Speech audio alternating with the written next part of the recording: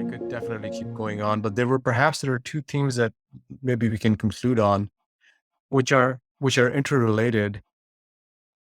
One is evolution, and perhaps we can go at it first. So this is it is connected with this purpose, right? Because if there was no evolution, there isn't a purpose. Purpose is somehow connected. I'm perhaps not the best person to articulate it. And recently as I've been yearning for that deeper purpose in the past few years in my spiritual journey, I've also been brought to several connecting synchronistically with several people who are vibrating with this.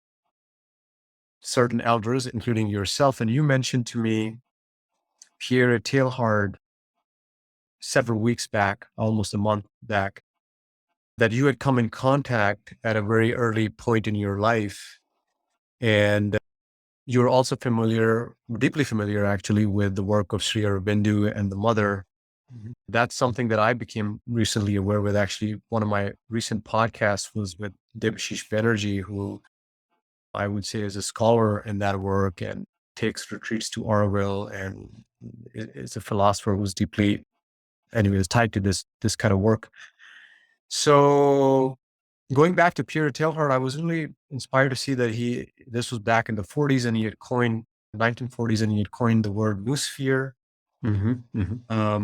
which I was aware of the word, but I didn't know that he was the one behind it. And he was also a paleontologist and had background in evolutionary biology.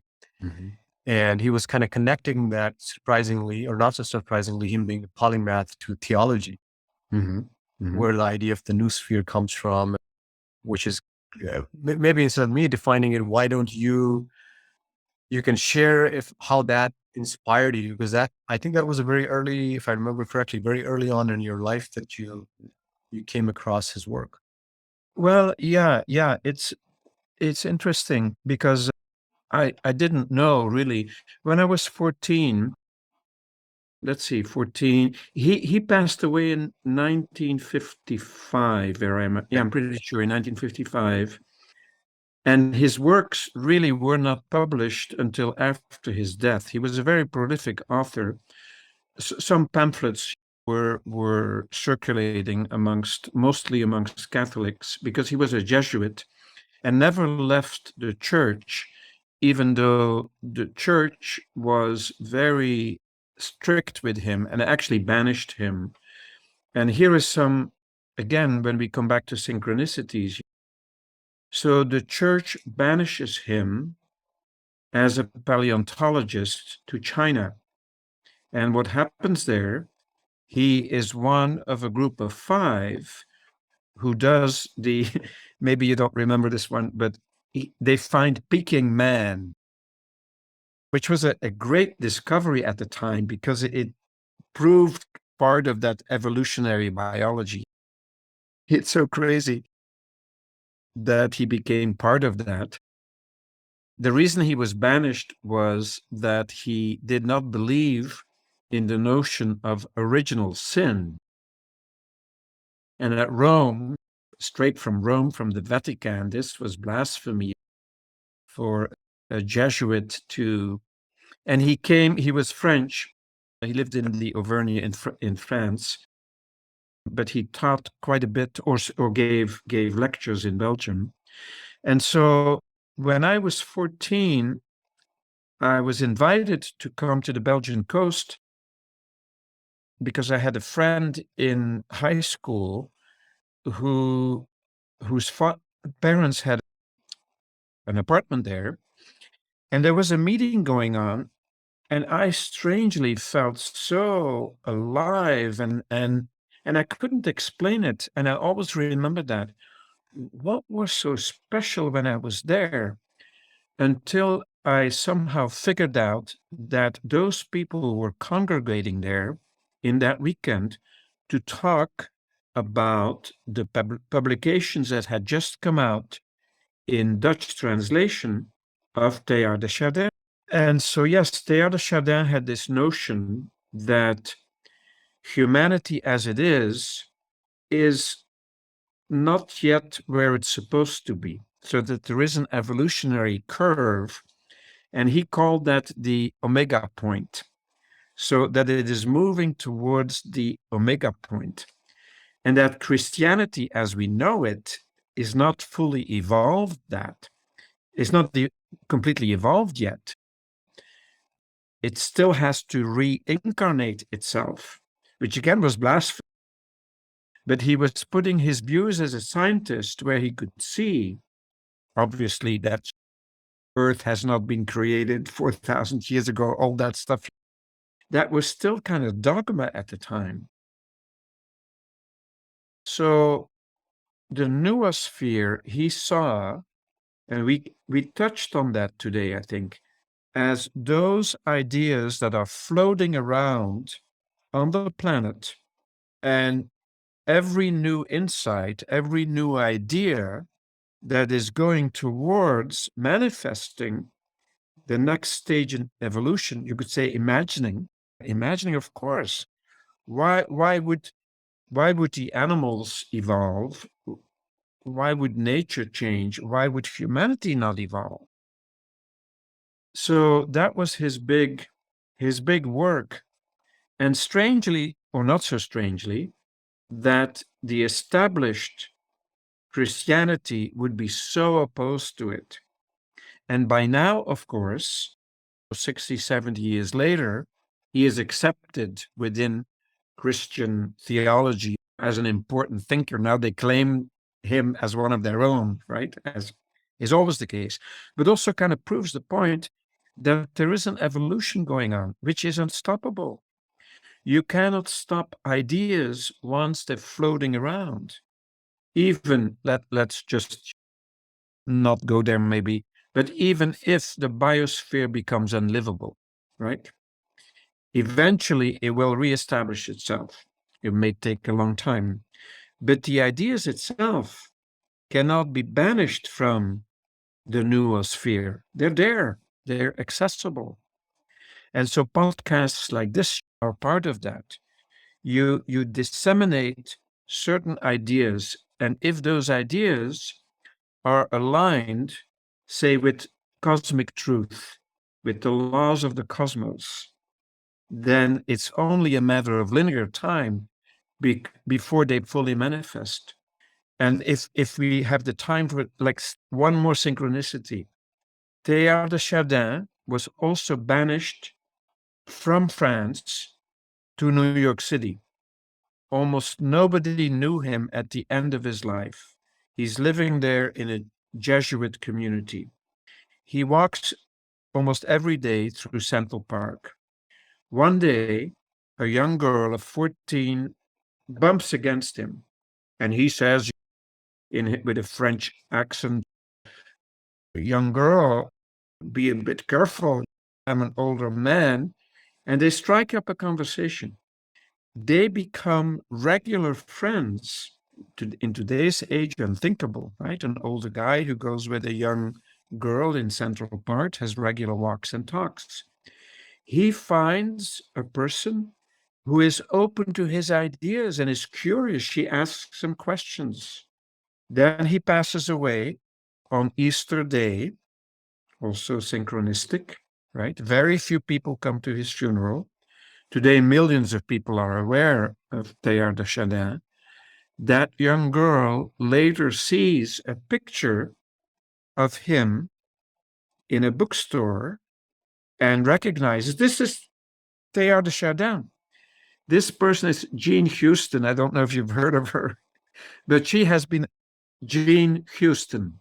Yes, yes, yes. Have you? Yeah, because she is big in the whole world of evolutionary thinking, right? Okay, yeah, I'm very familiar with the name, but I didn't. Yeah, yeah. Right. Okay. I mean, you can't make up these stories, right? You just can't make them up. Yeah, it cannot be an accident for sure. It's not an accident, and you cannot stop. I mean, Teilhard de Chardin is not easy to read. It's not an easy read, but his biography is fascinating. And also his trauma, going back, maybe come full circle in our dialogue, his trauma was the atrocities he saw as a stretch bearer in the First World War. At the same time, during those activities, he also had a very deep vision of, you could say, the Christ, not necessarily of Jesus, but of the Christ energy. And the whole world was bathing in this divine Christ life, which he never forgot. And so, out of the trauma and his deep need to help humanity, he tried to integrate what to him was scientific truth with his lived experience. And even though the church was not kind to him, he felt he had to stay within the church because that was still the best vessel that was available at the time. Because he also, like my teacher and so many of the teacher, recognized his purpose was to work for the future. So he didn't feel like a victim, even though he did not like how he was being treated, of course. Who would? Yes, yes. I mean, so fascinating. Thank you for bringing these various anecdotes in there because it makes it so much more richer.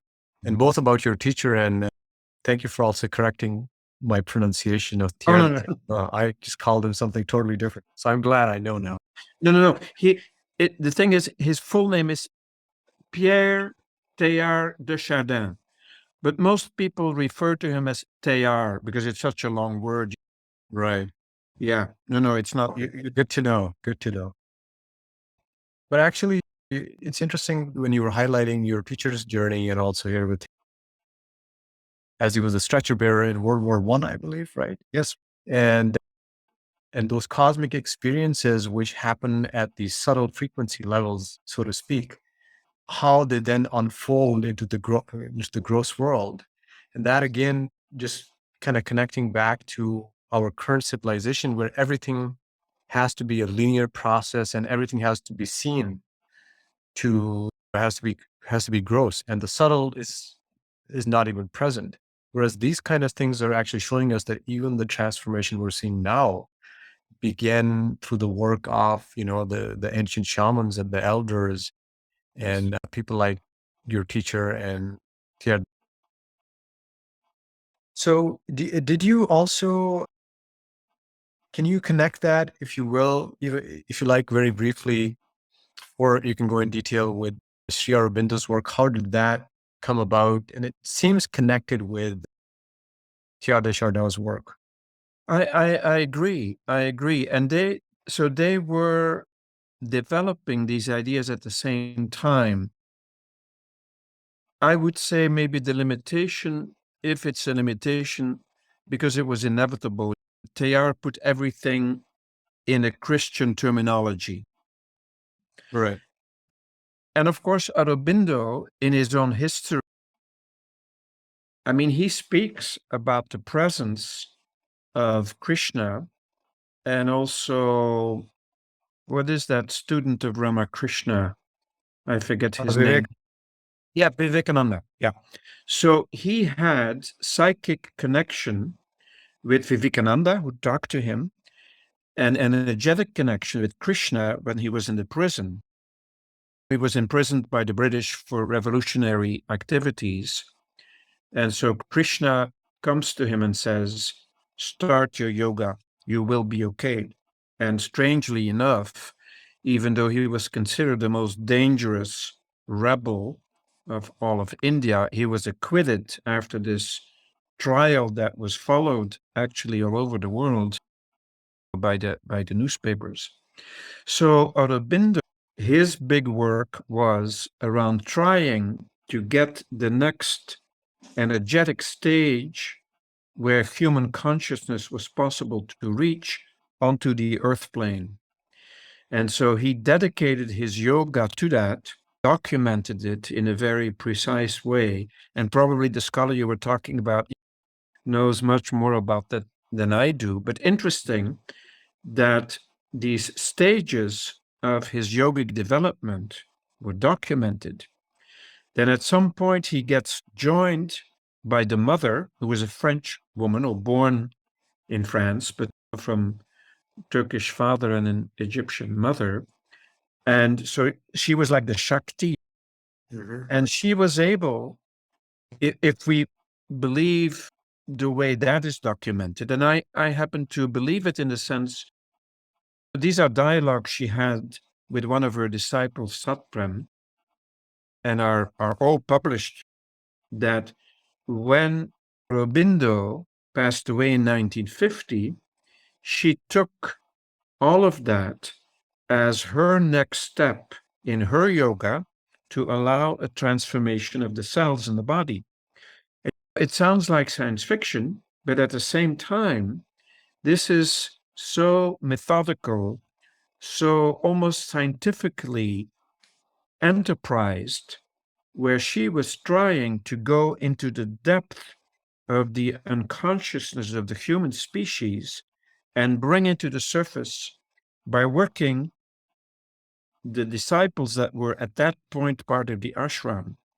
And so she knew intimately the psyche of the disciples, the spiritual psyche or entity or whatever you want to call it, but also the traumas they still were troubled with, and certainly their conditionings. And so she gave her whole life to work individually with everyone who was there, thinking that they represented almost like a mini lab of all of humanity. And by working on them, she was working. And of course, there is always a possibility for an outsider to think, wow, this is hocus pocus. But when you take the time to really study that, and also there are still people alive, not so many. Mother died in 1973. When Kathy and I were there, we had the opportunity to speak with a woman from Africa, I forget which country, who was taking care of her physical body at the end. And she saw that our little group was very interested, and so she said it was unbelievable, but it was even manifesting on a physical level. There was a transformation going on. And then mother was very old. She was 95 when she died. But these things are so absolutely interesting. And of course, there are famous people who were influenced by the work of Ken Wilber, Michael Murphy, even Stockhausen, the musician. But it's still the case that science in general is not really interested in that. Mostly, if you're a scientist and you start studying this, the scientific community will have a disregard for you because it's too woo-woo. Whereas Aurobindo goes back to a very old tradition. His Savitri, his big poem is amazing. It's there. The Matri Mandir, the temple of the mother, is there for anybody to go visit. So there are many, many breakthroughs, and as you say, this has been prepared for a long time by the shamans, by the seers, the old seers of the Upanishads, and also in modern history by a lot of giants that have been here, and by the current teachers, and also by normal people. I mean, normal people like you and I, right? Doing our best to share the ideas we have, our interests, and then by the big research. And I think trauma may be a bit of a hype, but it's also so well researched now. And so many people are having breakthroughs by having the courage to go into their own personal trauma and trying to come to terms with it and learn from it. So to me, those are very, very hopeful signs.